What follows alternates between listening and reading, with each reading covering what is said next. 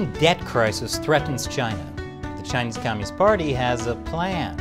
It may fix things for now, but ultimately make the problem much worse.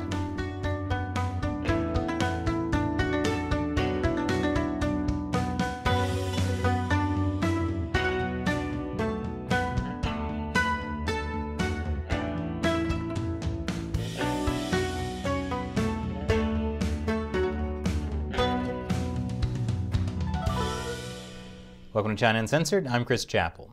But before we begin, in case you haven't heard, we now have China Uncensored merchandise.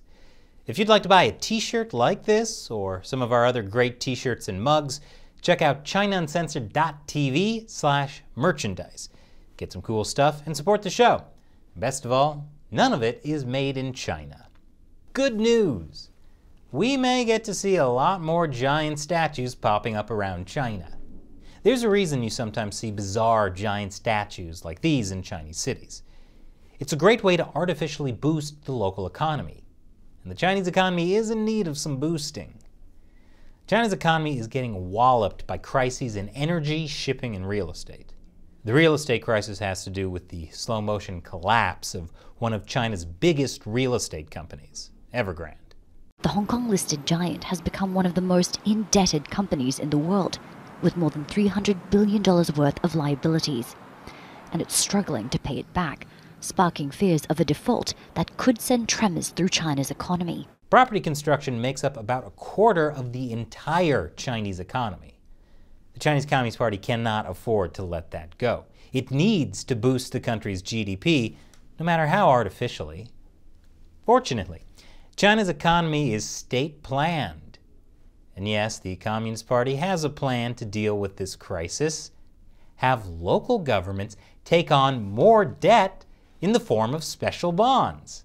In other words, they're planning to kick the can down the road, so local government debt will be the next big bubble to burst. I'll show you how after the break. Welcome back. Last week, China's State Council met to come up with a plan to deal with the nationwide economic slowdown. The solution? Saddle local governments with a mountain of debt. The State Council called for ongoing construction of projects. Please tell me that means more giant gold statues of Mao. After all, nothing says communism like a giant gold statue. But with the economy going down the toilet, how do you pay for these construction projects? The State Council says with special bonds. Special bonds are government debt for specific construction projects, where the debt gets paid off from future taxes or proceeds from that project. For example, debt to build a bridge paid for by future tolls, or debt to build a giant Mao statue paid for by future admission tickets. And as you can see, local governments have been ramping up special bond sales. And next year, it'll be even more. This year, local governments budgeted about $570 billion for special bonds. Next year, that number goes up to $630 billion. Surely this will end well. This is essentially how the Communist Party has dealt with its previous debt bubbles, funneling the debt into a new form of debt. But that's just the beginning. Major Chinese cities are making it easier for property developers to get loans. More after the break. Welcome back. So Evergrande, a major Chinese real estate developer, may default on some of its loans. So it's probably a good idea to make it easier for Chinese real estate developers to get loans. That's what the city of Chengdu is doing. Chengdu is the capital of Sichuan province. It has 21 million people. It's going to accelerate approval for home sales and property loans, as well as ease restrictions on using proceeds from pre-sales. Basically, to make it easier for other developers to do what Evergrande did. Because what China's real estate market really needs right now is more debt and fewer regulations. Many Chinese cities are also easing rules on land bidding. You see, local governments don't get a lot of support from the central government, and they can't levy their own income taxes, so they have to do some pretty crazy things to raise money sometimes. And land sales are a major source of income for them. This in turn helps Chinese real estate developers who can build stuff on the land and then sell it. Well, isn't a state-run economy just a neat little package? And now it's time for me to answer a question from a member of the China Uncensored 50-cent Army, a viewer who supports our channel on the crowdfunding websites Patreon and Locals.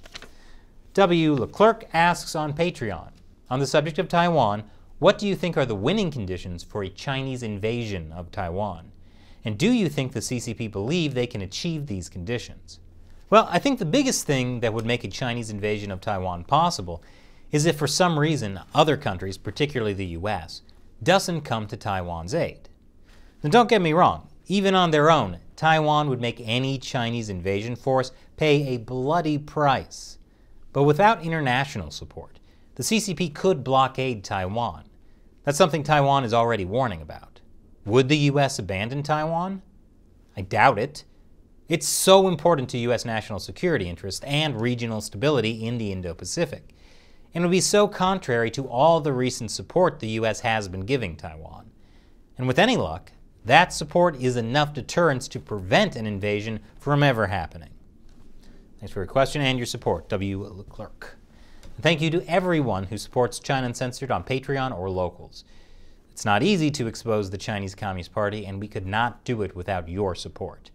So help support the show by contributing on Patreon or Locals. You'll get some cool perks, including having me answer your question on the show. Or you could get some of our new merchandise over at chinauncensored.tv/merchandise. Links to everything are in the description below. Once again, I'm Chris Chappell. See you next time.